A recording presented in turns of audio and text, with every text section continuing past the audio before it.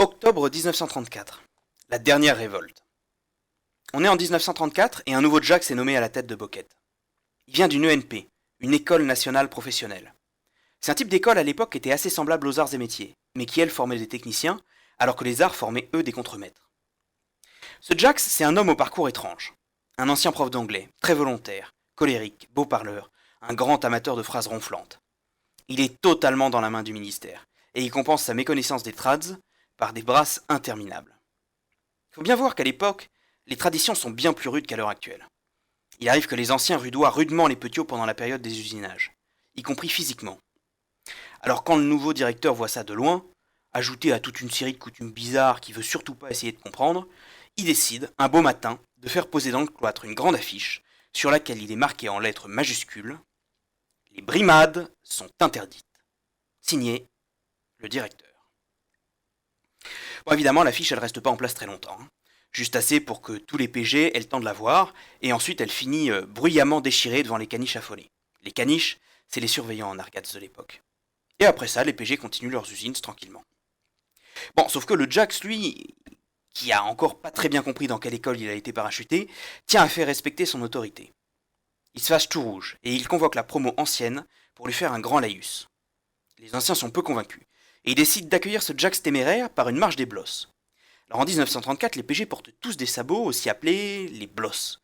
La marche des blosses, c'est une marche assez charmante, bien qu'un peu bruyante, qui consiste à taper très fort du sabot par terre pendant un discours. Avec une centaine de PG dans l'amphi, ça fait un peu de bruit. Résultat, le Jax est furieux et les PG rejoignent leur dortoir. La situation entre les PG et la nouvelle administration se tend donc dès le début de l'année. Suite à ça, les mesures de rétorsion se succèdent. Les caniches, les surveillants donc, pourrissent la vie des PG. Ils font de la délation, les rapports de conduite à charge pleuvent, ce qui suscite évidemment de plus en plus de chahuts. À tel point que des bagarres éclatent certaines nuits entre les PG qui gardent la cour des atolls, pendant que la BN ignace avec les caniches. Alors que les caniches essayent de s'y introduire. Oui, parce que la BN passait certaines nuits dans les atolls à l'époque, mais bon, ça c'est une autre histoire. La situation devient tellement tendue qu'il est de plus en plus difficile d'organiser la tenue des traditions en journée. Et oui, parce que à l'époque, les traditions c'était matin, midi et soir. 15 jours après la rentrée, la situation paraît sans issue. Les réunions entre anciens s'enchaînent, sans trouver de solution. Et un soir, une idée jaillit. Elle se répand comme une traînée de poudre parmi les anciens, d'atelier à atelier. C'est une idée complètement désespérée, mais c'est la seule qui semble susceptible de marcher. On est le 22 octobre 1934, et les anciens viennent de lancer une grève de la faim. Alors évidemment, la Strasse en Argats de l'époque, elle est folle furieuse. Ça la fout mal vis-à-vis du ministère d'avoir une centaine de jeunes qui refusent de s'alimenter. Et donc elle fait absolument tout ce qui est en son pouvoir pour casser la grève. Le premier soir, elle fait déposer des paniers de pain dans les escaliers du dortoir. C'est un échec. Pas un seul morceau n'est pris, et les morceaux de pain et les paniers finissent sur la tête des caniches. Le lendemain, aucun ancien ne va déjeuner. Ils prennent la décision de continuer à se rendre aux cours et aux atolls comme si tout était normal. Alors le Jax vient haranguer les anciens, mais il sort sous les huées et une nouvelle marche des blosses. Le midi, les P3 se mettent eux aussi en grève de la faim. Seuls les conscrits vont au réfectoire. Dans l'après-midi, 2 anciens s'évanouissent dans les ateliers et doivent être amenés à l'infirmerie. À ce stade, la situation devient critique. Le soir même, des officiels de la ville, accompagnés par rien de moins que le sous-secrétaire d'État à l'enseignement technique, qui a été mis au courant de la situation, viennent visiter l'école.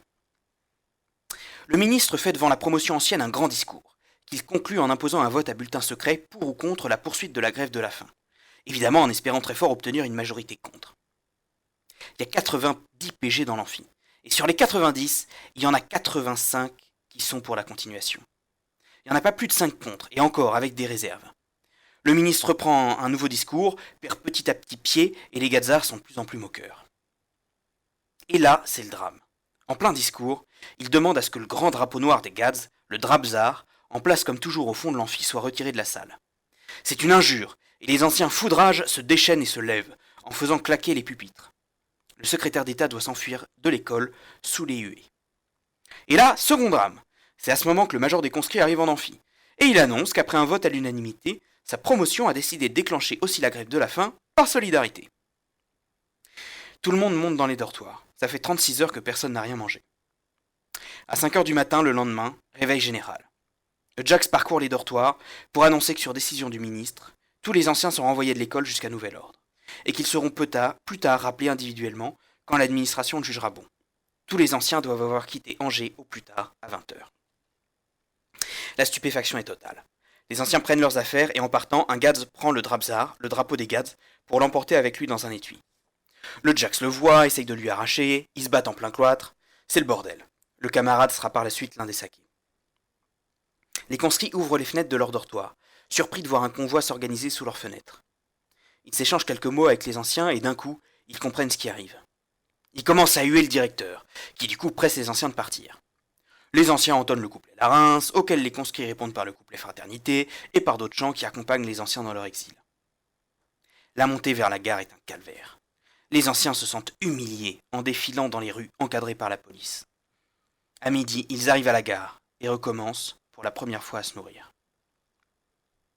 L'exclusion dura 11 jours. Et 11 jours plus tard, un dimanche, un triste dimanche, la promo se retrouve avec les archis boquetois au Sols, qui est un grand café situé à côté du jardin du Mail, qui est un peu l'équivalent de chez la mer maintenant.